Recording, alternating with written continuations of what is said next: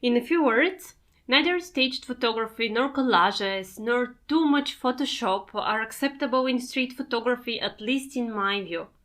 Why? One of the reasons, because street is quite close to documentary photography. When nowadays I hear that this or that photo of mine is a collage, I just smile. I take it as a compliment. Well, let me show you what I mean. This one, for example. Saying a compliment, I do mean it. Once, comments like this made me really angry. I was upset.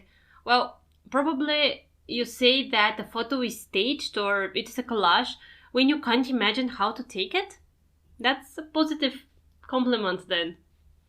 Because I'm trying really hard.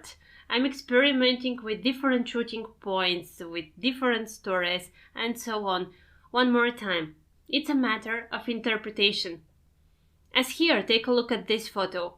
I was asked several times how I created the reflection. Was it difficult to create such a reflection and so on? This is the frame itself. No collages, nothing added in Photoshop, nothing staged. Street photography, saying it one more time, is quite close to documentary photography. You don't have the right to take advantage of great manipulations in your images. And here comes the next reason why you should not depend too much on Photoshop. Once would come the moment when you would be ready for a serious competition. You would simply want to show your images in front of a different, larger audience. Imagine you reach the final stage at that contest you'd ever wanted to participate in. And one day you receive an email asking you to send the original file. Yes, no surprises here, as the majority of contests work in a way like that. There are requirements like that. Great. Just the problem is that your original file does differ a lot from the image you sent. End of the story. Don't get me wrong, you don't need to shoot for contests. No way, that's not the idea. But you do need contests if you want to improve, if you want to get better. Contests are necessary in that context.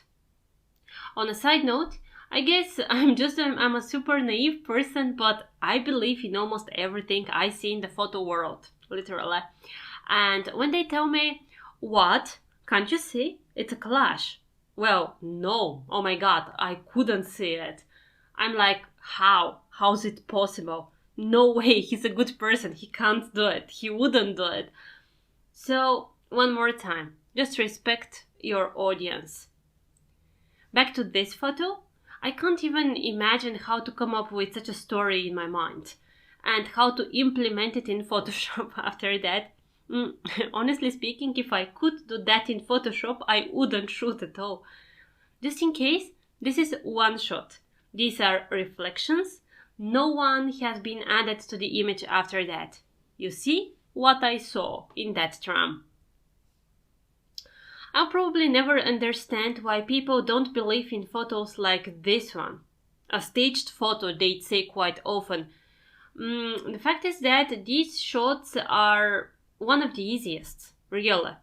What you need to do is to think for the story you need, to see it in your mind first, then to choose a place and to stay there, just waiting for all the details to fit, to match. Then you are ready to shoot. But not a random shot in 5 minutes. Exactly the opposite. You need to shoot in series, and if you're lucky, the final step would be at home, where you will have to choose the right frame. That's it. Nothing staged here. I was shooting and shooting till this is what I saw, and this is what I chose after that.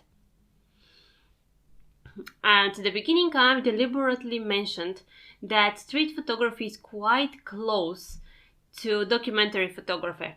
You will hear it quite often, that the two genres go hand in hand. Whether that's 100% true, well, we'll speak about it a little bit later in the course. I'll give you more examples. But one way or another, street photography captures life as it's going. Take a look at this photo. It was rejected from one of the Facebook groups with the administrator's argument that staged photos are not allowed in this group. Perfect, I agree. Just I I couldn't even understand what they meant at the beginning. Then, I'm sorry, but I tried to build the whole picture in my mind, and it went like that. I imagined myself negotiating with this grandmother who had to carry that huge log on her back. At the same time, I would be taking the photo from another hill and most probably needed to use the radio just to adjust her. Please go a little bit faster. Please go a little bit slower. It's ridiculous. I mean, you can't stage a photo like this. It's a moment that's happening in front of your eyes and you simply need to capture it. That's all. It's funny and sad as well. And because of the reaction, a comment like that means two things. Photographers do often cheat and get caught doing it. And on the other hand, because of ignorance comes denial. In a few words, what the story is all about. I agree, it's really strange that a woman, a grandmother, carries such a weight. But for the Bulgarian Rhodops, a mountain in Bulgaria, this is daily life. This is their routine. You simply won't find men doing this there.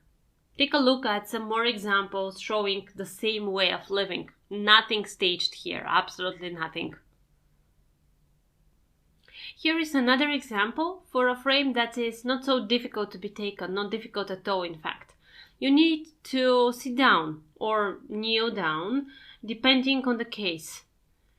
Then you may just take your photos, nothing staged, as I was told again here.